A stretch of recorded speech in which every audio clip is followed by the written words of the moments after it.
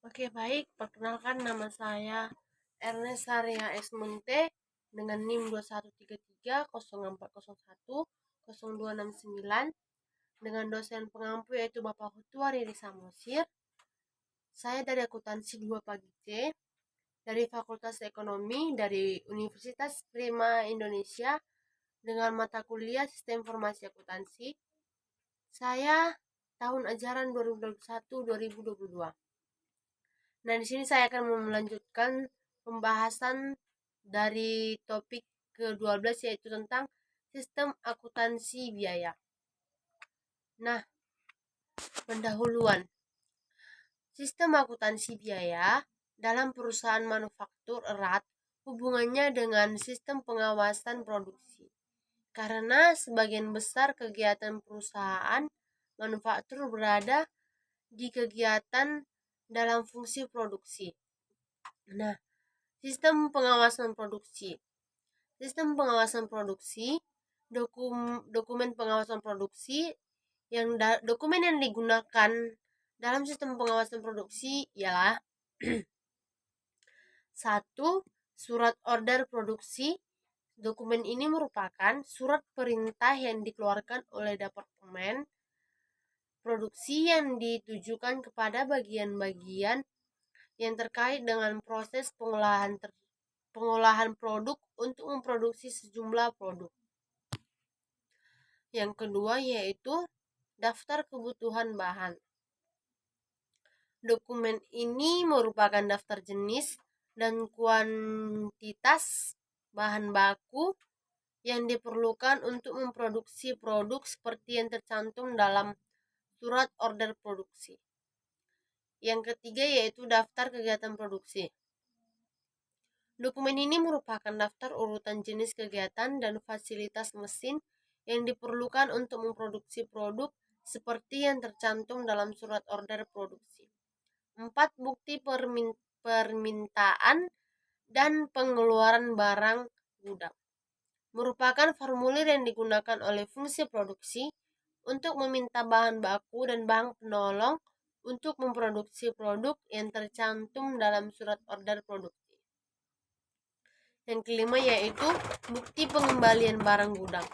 Dokumen ini merupakan formulir yang digunakan oleh fungsi produksi untuk mengembalikan bahan baku dan bahan penolong ke fungsi gudang. Yang keenam yaitu kartu jam kerja.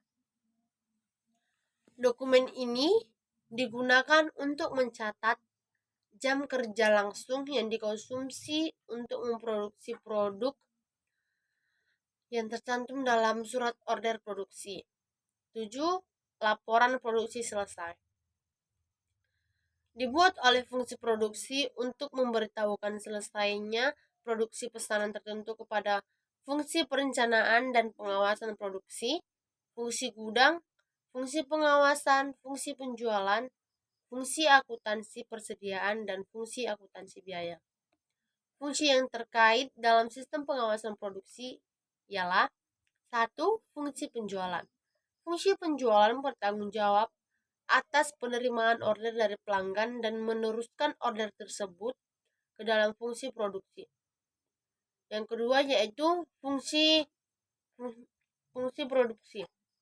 Fungsi produksi ini bertanggung jawab untuk membuat perintah produksi berbagai fungsi yang ada di dalamnya yang terkait dalam melaksanakan proses produksi guna memenuhi permintaan produksi dari fungsi penjualan. Yang ketiga yaitu fungsi perencanaan dan pengawasan produksi. Fungsi perencanaan dan pengawasan produksi merupakan fungsi staf yang membantu fungsi produksi dalam merencanakan dan mengawali kegiatan produksi. Yang keempat yaitu fungsi gudang. Fungsi gudang bertanggung jawab atas pelayanan permintaan bahan baku, bahan penolong, dan barang yang lain yang digudangkan. Yang kelima itu fungsi akuntansi biaya. Fungsi akuntansi biaya itu bertanggung jawab untuk mencatat konsumsi berbagai sumber daya yang digunakan untuk memproduksi pesanan. Nah, jaringan prosedur yang membentuk sistem pengawasan produksi adalah: satu, prosedur order produksi dikeluarkan untuk mengkoordinasi pengolahan bahan baku menjadi produk jadi. Yang kedua yaitu prosedur permintaan dan pengeluaran barang gudang digunakan oleh fungsi produksi untuk meminta bahan baku dari fungsi gudang. Yang ketiga yaitu prosedur pencatatan jam tenaga kerja langsung. Pelaksanaan kegiatan dalam daftar kegiatan produksi memerlukan prosedur pencatatan jam tenaga kerja langsung yang dikonsumsi dalam pengolahan order produksi yang bersangkutan. Yang keempat yaitu prosedur produk selesai. Order produksi yang telah selesai dikerjakan perlu diserahkan dari fungsi produksi ke fungsi gudang. Nah, selanjutnya itu tentang informasi yang diperlukan oleh manajemen. Informasi yang digunakan oleh manajemen dari sistem akuntansi biaya adalah: satu, order produksi yang belum selesai. Dua, order produksi yang telah selesai. Tiga, harga pokok produk jadi. Empat, harga pokok produk yang masih dalam proses pada saat tertentu. Lima, biaya menurut pusat biaya. Dokumen yang digunakan. Nah, dokumen yang digunakan dalam sistem akuntansi biaya sebagian besar terdiri dari dokumen yang digunakan dalam sistem pengawasan produksi. Nah, dokumen tersebut adalah sebagai berikut: 1. Surat order produksi. 2. Daftar kebutuhan bahan. 3.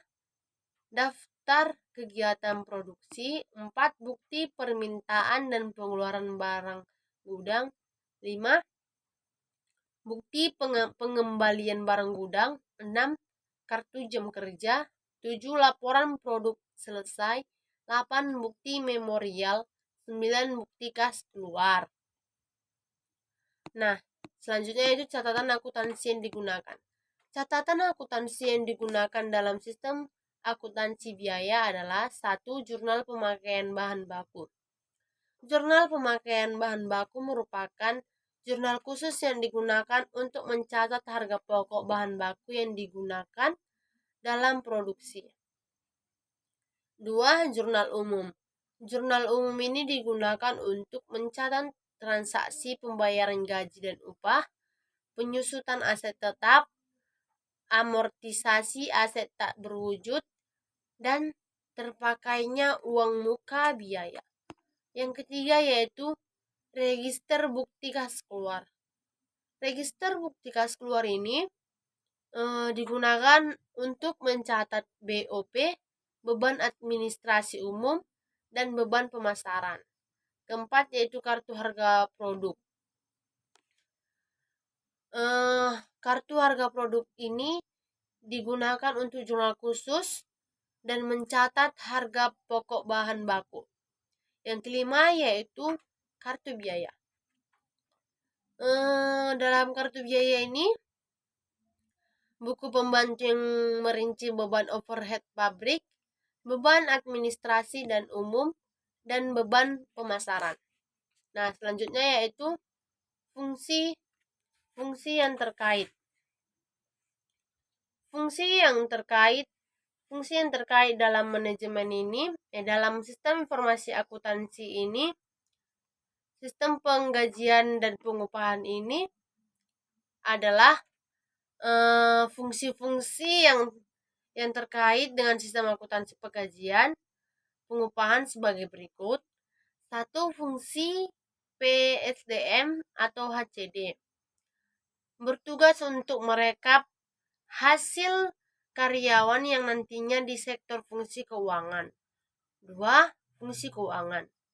Fungsi ini bertanggung jawab untuk membuat slip gaji berdasarkan data yang telah diterima dari fungsi PSDM atau HCD dan membuat laporan penggajian. Yang ketiga yaitu manajer. Manajer memvalidasi semua kejadian yang telah dilakukan oleh fungsi-fungsi sebelumnya. Fungsi yang terkait dalam sistem akuntansi, penggajian, dan pengupahan adalah sebagai berikut. 1. Fungsi kepegawaian. 2. Fungsi pencatat waktu. 3. Fungsi pembuat daftar gaji dan upah. 4. Yaitu fungsi akuntansi. 5. Fungsi keuangan. Berikutnya yaitu flowchart. Flowchart penggajian. Yang pertama itu karyawan. Nah, karyawan ini memulai. Setelah memulai, karyawan ini menyiapkan data karyawan, kemudian data karyawan 1 dan data karyawan 2. Setelah itu melakukan presensi. Setelah hasil presensi, slip gaji yang telah divalidasi, kemudian selesai. Nah, flowchart tentang PSDM atau HCD. Yang pertama itu data karyawan, yang kedua hasil presensi, yang ketiga merekap presensi, yang keempat itu rekap presensi, yang kelima slip gaji yang telah divalidasi. Yang bagian keuangan flowchartnya itu rekap presensi, membuat slip gaji 1, 2, dan slip gaji 3, kemudian membuat laporan penggajian 1 dan laporan penggajian 2. Kemudian manajer itu membuat slip gaji, kemudian menvalidasi slip gaji, kemudian slip gaji yang telah divalidasi 1 dan 2, kemudian laporan penggajian. Nah, unsur-unsur pengendalian internal. Hal ini mencangkup struktur organisasi yang semua cara-cara serta alat-alat yang dikoordinasikan yang digunakan di dalam perusahaan dengan tujuan untuk menjaga keamanan harta milik perusahaan, memeriksa ketelitian dan kebenaran data akuntansi, memajukan efisiensi di dalam operasi, dan membantu dipatuhinya kebijakan manajemen yang telah diterapkan terlebih dahulu atau Jaki Brituan 1990. Untuk tujuan di atas terdiri dari beberapa elemen-elemen yang merupakan ciri-ciri pokok pengendalian intern. Pengendalian intern yang memuaskan meliputi: 1. Suatu struktur organisasi yang memisahkan tanggung jawab fungsional secara tepat. 2. Suatu sistem wewenang dan prosedur pembukaan yang baik yang berguna untuk melakukan pengawasan akuntansi yang cukup terhadap harta milik, utang-utang, pendapatan-pendapatan, dan biaya-biaya. 3. Praktek-praktek yang sehat harus dijalankan di dalam melakukan tugas-tugas dan fungsi-fungsi setiap bulan organisasi. Yang keempat yaitu suatu tingkat kecakapan pegawai yang sesuai dengan tanggung jawab. Pengendalian intern dibutuhkan setiap perusahaan agar dalam menjalankan usahanya tidak menyimpang dari yang telah ditetapkan lebih dahulu. Unsur pengendalian intern dalam sistem akuntansi penggajian adalah sebagai berikut atau Mulyadi 2001. 1. Organisasi. Namanya tercantum dalam daftar gaji harus memiliki surat keputusan pengangkatan sebagai karyawan, perusahaan yang ditandatangani oleh direktur utama.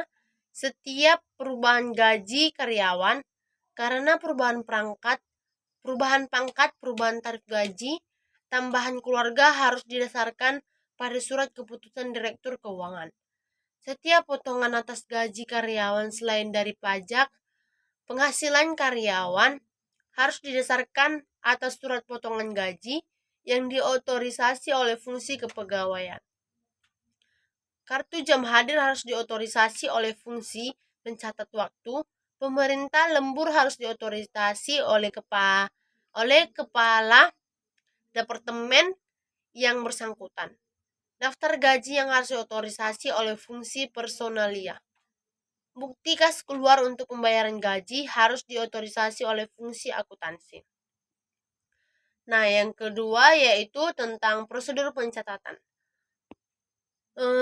Perubahan dalam pencatatan penghasilan karyawan direkonsilisasi dengan daftar gaji karyawan.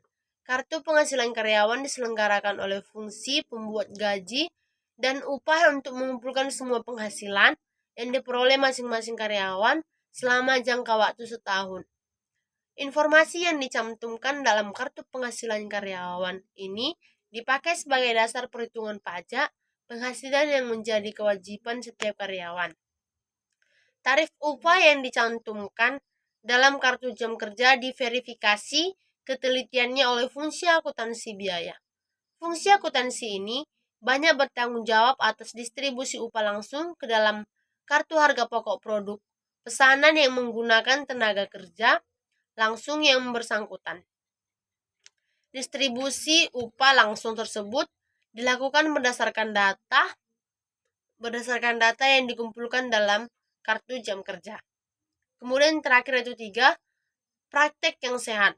Nah, dalam praktek sehat itu ada kartu jam hadir harus dibandingkan dengan kartu jam kerja sebelum yang terakhir ini dipakai sebagai dasar distribusi biaya tenaga kerja. Pemasukan kartu jam hadir ke dalam mesin pencatat waktu harus diawasi oleh fungsi pencatat waktu. Pembuatan daftar gaji harus diverifikasi kebenaran dan penelitiannya harus diperhitungkan oleh fungsi akuntansi sebelum dilakukannya pembayaran.